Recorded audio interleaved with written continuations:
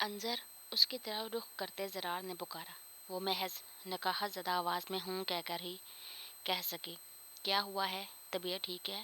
فکر مندی سے پوچھتے زرار نے اس کا گال چھوا جو بخار کی حدت سے تپ رہا تھا۔ اتنا تیز بخار؟ وہ پریشان ہوا۔ کب سے بخار ہے؟ کوئی میڈیسن لی ہے؟ وہ بیٹھ سے اٹھتے بولا۔ انظر محض سر نفی میں ہلا گئی۔ بیٹھو، یہ کھاؤ۔ کچن میں موجود میڈیسن باکس میں سے دوائی لاتا وہ پانی کا گلاس سائڈ ٹیبل پر رکھتے اسے سہارا دے کر بیٹھاتے بولا۔ جواب میں انظر چہرہ جھکائے بند آنکھوں سے نفی میں سر ہلا گی۔ کیوں نہیں کھانی؟ اتنا تیز بخار ہے، بولا جا نہیں رہا، اوپر سے میڈیسن لینے سے منع کر رہی ہو۔ تمام ناراضگی بھلائے وہ اپنائیے سے ڈانٹتے بولا۔ ایک ہاتھ ہنوز اس کے بائیں کندھے پر موجود اسے بیٹھنے میں مدد دے رہا تھا۔ بولنے کی بجائے وہ خاموشی سے رونے لگی۔ سسکی کی آواز پر زرار نے کندھے سے ہاتھ ہٹاتے تھوڑی سے پکڑ کر اس کا چہرہ اونچا کیا۔ جھکی نظریں، براؤن بالوں کے حالے میں بھیگا چہرہ، وہ روتے میں بھی بہت حسین لگ رہی تھی۔ کیا ہوا ہے؟ رو کیوں رہی ہو؟ ادھر میری طرف دیکھو۔ اس کے رونے پر ہیزل آنکھوں میں بے چینی ابھری۔ پہلے جو آپ میرے سے ناراض ہیں، میرے سے صلح کریں۔ پہلے والے زرار بنے، پھر میں دوائی کھاؤں گی۔ سرخ ہوتی آنکھوں سے زرار کو دیکھتے وہ معصومیت سے سوں سوں کرتی بولی، تاکہ تم پہلے والی انظر بن جاؤ۔ مان تو وہ فوراً گیا، لیکن اس کو تنگ کرنے کا وہ بولا، نہیں اب مجھے عقل آ گئی ہے، میں آپ کو کبھی بھی شکایت کا موقع نہیں دوں گی، پلیز۔ لاچاری سے کہتے آخر میں وہ رونے لگی۔ دونوں کے مابین موجود خاموشی لاتعلق کی اونچی ہوتی دیوار کے باعث وہ اس قدر پریشان رہنے لگی تھی کہ اس کا نتیجہ بخار کی صورت میں نکلا۔ وہ چاہتی تھی کہ سب کچھ ٹھیک ہو جائے، لیکن زرار کے گزشتہ باتوں نے اسے اس قدر دل برداشتہ کیا کہ وہ پہل نہیں کرنا چاہتی تھی، مگر اس کے نرم انداز و اعتبار لہجے میں موجود اس کے لیے فکر نے اسے پہل کرنے پر مجبور کر دیا۔ اس کے انداز پر ہونٹوں پر امڑ آنے والی دل نشین مسکراہٹ کو خوش آمدید کہتے وہ انظر کو گلے لگا گیا۔ اس سے زیادہ وہ اپنی بیوی سے ناراضگی برقرار نہیں رکھ سکتا تھا، وہ بھی تب جب اس کی کم عقل بیوی کو عقل آ گئی تھی۔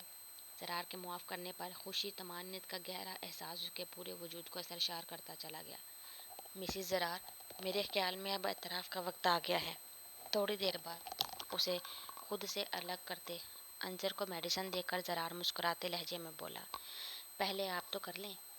زرار کے ہاتھوں میں موجود اپنے ہاتھوں کو نکال کر وہ ہولے سے مسکراتے بھیگی پلکوں سے اسے دیکھتی ٹیک لگا گئی۔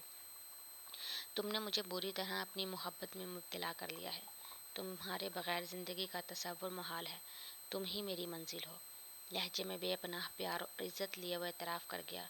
ہیزل آنکھوں کی چمک زرار کے لفظوں کا ساتھ دے رہی تھی۔ آپ کے یہ جذبات دو طرفہ ہیں، مسکراہٹ دباتے اس کی آنکھوں میں دیکھ کر کہتے وہ کچھ نہ بولتے بھی سب بول گئی تھی۔ باہر آسمان سے برستا میغ انظر کی زرار خان سے محبت کے انوکھے اعتراف پہ جھوم اٹھا۔ چاہتوں محبتوں کا جہان لیے ایک دوسرے کی آنکھوں میں دیکھتے وہ دونوں ان خوبصورت لمحات میں کھوتے چلے گئے۔ 3 سال بعد دین مینشن کے ڈائننگ ہال میں انواع اقسام کے کھانوں سے سجی وسیع میز کے گرد گھر کے تمام افراد موجود تھے۔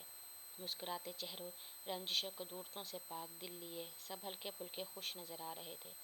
آج رات کا کھانا دادا جان نے خاص انظر اور زرار کے اہتمام میں بنوایا تھا، جو 15 دن رہ کر کل واپس جا رہے تھے۔ ان گزرے ماہ و سال میں سب بہت بدل گیا تھا۔ ہر کسی نے وقت کے ساتھ اپنی زندگی سے بہت اہم اسباق سیکھ لیے تھے، جنہوں نے انہیں آگہی کے نئے دروازوں سے روشناس کیا تھا۔ دادا جان اور تائی سمن کے رویے میں واضح تبدیلی آئی تھی۔ سمن تائی اگر اس کے لیے کچھ اچھا نہیں کرتی تھی تو اب انہوں نے برا کرنا بھی چھوڑ دیا تھا، جبکہ دادا جان جس روز انظر نے اپنا فرض نبھانا شروع کیا اس روز سے وہ بھی بدلتے چلے گئے۔ یہ چیز دونوں کے لیے آسان نہ تھی، مگر جہاں انظر نے کوشش کی وہاں اس کی حوصلہ شکنی کی بجائے دادا جان نے اس کو سراہا۔ انظر نے اپنی خوشحال زندگی سے ان پر یہ بات بھی واضح کر دی، ضروری نہیں ہے کہ جیسی ماں ہو ویسی ہی بیٹی ہو۔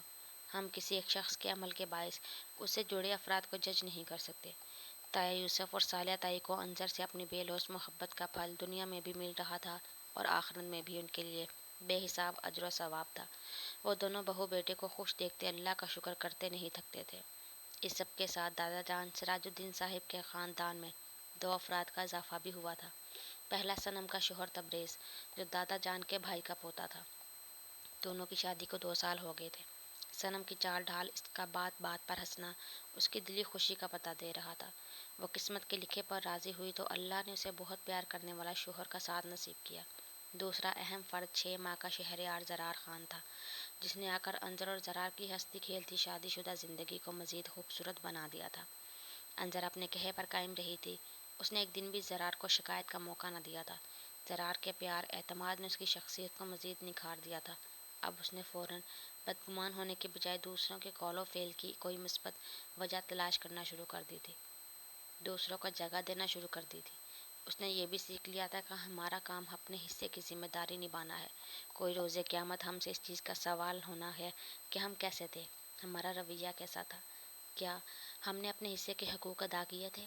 ہماری طرف دوسروں کے حقوق کا سوال ان سے ہونا ہے، ہم نے صرف اس چیز کی فکر کرنی ہے جس کا سوال ہم سے ہونا ہے۔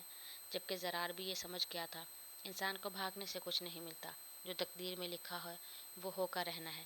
بھاگنا کسی بھی مسئلے کا حل نہیں، بلکہ یہ تو مزید مسائل کو جنم دینے کا نام ہے۔ وہ یہ جان چکا تھا، چاہے وہ وقت اور حالات سے جتنا مرضی بھاگ لے، اس کی صرف ایک ہی منزل ہے، اور وہ ہے اس کی بیوی انظر۔